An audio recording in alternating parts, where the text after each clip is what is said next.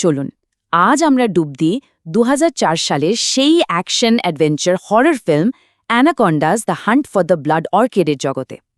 Anaconda ফ্র্যাঞ্চাইজির এই গল্পটা কিন্তু একদম আলাদা, একটা স্ট্যান্ডঅ্যালোন স্টোরি। এটা আমাদের নিয়ে যাবে বর্নিওর গহীন জঙ্গলে, এক ভয়ঙ্কর অভিযানে, যেখানে বাজিটা জীবনের আর পুরস্কার তার থেকেও অনেক বড়। ভাবুন তো, একটা মাত্র ফুলের জন্য ঠিক কতটা ঝুঁকি নেওয়া যায়? এই প্রশ্নটাই কিন্তু পুরো গল্পের ইঞ্জিন, যা উচ্চাকাঙ্ক্ষা আর টিকে থাকার এক রুদ্ধশ্বাস লড়াইয়ের মন্ত্র তৈরি করে। তো চলুন এই ভয়ঙ্কর যাত্রায় আমরাও সামিল হই। গল্পের শুরুটা কিন্তু নিউ ইয়র্কের এক ঝাঁ চকচকে ফার্মাসিউটিক্যাল কোম্পানির বোর্ডরুমে। তারা খুঁজছে এমন এক জিনিস যা সব কিছু পাল্টে দিতে পারে, আর এই খোঁজই তাদের টেনে নিয়ে যাবে পৃথিবীর অন্য প্রান্তে, এমন এক জঙ্গলে যেখান থেকে ফেরা প্রায় অসম্ভব।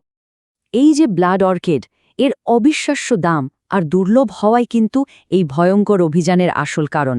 একবার ভেবে দেখুন তো, এমন একটা ফুল যা মানুষের বয়স থামিয়ে দিতে পারে, এটা খুঁজে পাওয়া মানে তো ইতিহাসের মোড় ঘুরিয়ে দেওয়া, তাই না? আর এই অসম্ভব মিশনটা সফল করার জন্য পাঠানো হয়েছে একদল লোককে, বিজ্ঞানী, বিশেষজ্ঞ, সবাই নিজের ফিল্ডে সেরা। কিন্তু প্রশ্ন হলো, বর্নিও জঙ্গলের জন্য তারা কি আদৌ প্রস্তুত? তাদের সবার লক্ষ্য একটাই, যে করেই হোক সেই অর্কিড খুঁজে বের করতেই হবে। কিন্তু জঙ্গল কি আর অত সহজে নিজের রহস্য ফাঁস করে? একদমই না। যাত্রা শুরু হতে না হতেই টিমটা টের পেয়ে যায় যে তারা কিসের মধ্যে এসে পড়েছে। এমন এক জায়গায় যেখানে প্রতিটা পা ফেলাই মানে বিপদকে ডেকে আনা। ওদিকে সময় কিন্তু হাতে নেই। অর্কিডটা ফুটবে আর মাত্র ২ সপ্তাহের জন্য। আবহাওয়া খারাপ হওয়ার ওয়ার্নিং ছিল, কিন্তু ডক্টর জ্যাকের লোভের কাছে সব হেরে গেল।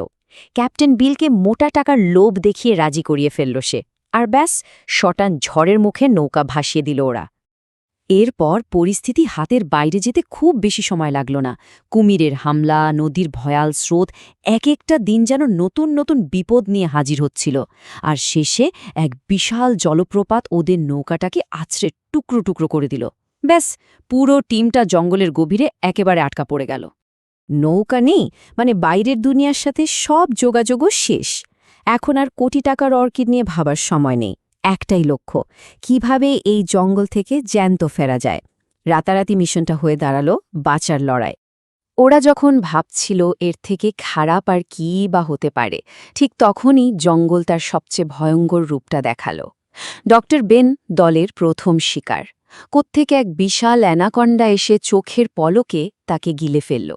এবার ওরা বুঝল এই জঙ্গলে তারা একা নয়। বেঁচে ফেরার যেটুকু আশা বাকি ছিল সেটাও শেষ হয়ে গেল। লিভিংস্টোন, যে লোকটা ওদের উদ্ধার করতে আসছিল, তার নৌকার ধ্বংসাবশেষ খুঁজে পেল ওরা। আর লিভিংস্টোন, সেও অ্যানাকন্ডার পেটে। ঠিক সেই মুহূর্তে ওরা বুঝতে পারল এখানে ওরা সত্যিই একা, একেবারে অসহায়। পরিত্যক্ত গ্রাম, ভাঙা নৌকা, সাহায্যের জন্য যেদিকেই যাচ্ছে সেদিকেই শুধু নিরাশা। প্রত্যেকটা চেষ্টা ব্যর্থ হচ্ছে আর ওদের হতাশা বাড়িয়ে তুলছে। কিন্তু কি আর করা, বেঁচে থাকতে হলে তো এগিয়ে যেতেই হবে। কিন্তু জঙ্গলের ওই বিশাল সাপগুলোই ওদের একমাত্র শত্রু ছিল না। আসল বিপদটা লুকিয়েছিল দলের মধ্যেই, মানুষের লোভ।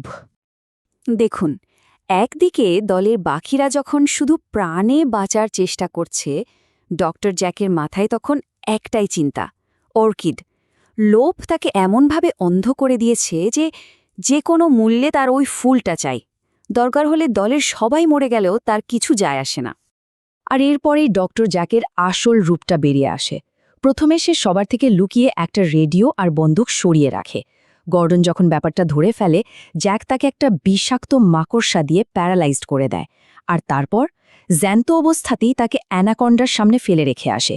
এখানেই শেষ না, দলের পালানোর একমাত্র উপায়ে ওই ভেলাটাও সে চুরি করে নেয়। মানে তার লোভের কোনো সীমা পরিসীমা নেই। তবে জ্যাক বেশি দূর পালাতে পারেনি। দলের বাকিরা তাকে ধরে ফেলে। আর এখান থেকেই শুরু হয় গল্পের শেষ আর সবচেয়ে ভয়ঙ্কর পর্ব। বন্দুক দেখিয়ে জ্যাক আবার সবকিছুর কন্ট্রোল নিয়ে নেয়। ভাবুন একবার, যে টিমটাকে সে মরার জন্য ফেলে এসছিল, এখন তাদেরকেই তার লাগবে। কেন? ওই অর্কিডগুলো জোগাড় করার জন্য। আর অর্কিডগুলো রয়েছে এমন এক জায়গায় যা কেউ কল্পনাও করতে পারবে না। অর্কিডগুলো ফুটে আছে বিশাল একটা গর্তের ঠিক উপরে। আর সেই গর্তটা, ওটা আসলে একটা অ্যানাকন্ডার মেটিং পেট। শত শত বিশাল অ্যানাকন্ডা গিজগিজ করছে জায়গাটা। এক কথায় সাক্ষাৎ নরক। শেষ পর্যন্ত কি হলো জানেন? কর্মফল। জ্যাকের নিজের পাতা ফাঁদেই সে পা দিল। যে বিষাক্ত মাকড়সাটা সে গর্ডেনের জন্য ব্যবহার করেছিল, সেটাই এসে কামড় দিল তাকে। প্যারালাইজড হয়ে জ্যাক সোজা গিয়ে পড়ল ওই সাপের গর্তে। আর এভাবেই তার লোভের চূড়ান্ত দাম তাকে চোকাতে হল। বাঁচতে তো হবে, তাই দলের বাকিরা এক ভয়ঙ্কর প্ল্যান করে। একটা বিশাল বিস্ফোরণ ঘটিয়ে ওরা সাপের গর্তটা উড়িয়ে দেয়। কিন্তু এর সাথে সাথেই ব্লাড অর্কিডও চিরদিনের মতো হারিয়ে যায়। ওরা মুক্তি পেল ঠিকই, কিন্তু যেটার জন্য এত কিছু, সেটাকেই ধ্বংস করে। অমরত্বের খোঁজ এভাবেই শেষমেশ টিকে থাকার এক ভয়াবহ লড়াইয়ে বদলে গেল। ওরা হয়তো খালি হাতে ফিরেছিল, কিন্তু ওরা বেঁচে ফিরেছিল। আর সেটার থেকে বড় পুরস্কার আর কী বা হতে পারে? কিন্তু দাঁড়ান, গল্পে আরও একজন ছিল, একজন হিরো, যার কথা প্রায় বলাই হয় না, যে হয়তো প্রথম থেকেই সবটা বুঝতে পেরেছিল। মনে আছে ক্যাপ্টেন বিলের পোষা বানরটার কথা? সে তো শুরু থেকেই বারবার বিপদের আঁচ পেয়ে সবাইকে সাবধান করার চেষ্টা করছিল, কিন্তু কেউ ওর কথা পাত্তাই দেয়নি। কে জানে, হয়তো ওই ছিল এই গল্পের সবচেয়ে বুদ্ধিমান চরিত্র। এই পুরো গল্পটা আমাদের একটা খুব জরুরি প্রশ্নের সামনে দাঁড় করিয়ে দেয়। যখন উচ্চাকাঙ্ক্ষা আর পাগলামির মধ্যেকার লাইনটা মুছে যায়, তখন কোনো আবিষ্কারের আসল দামটা কি? প্রশ্নটা ভাবার জন্য রইল।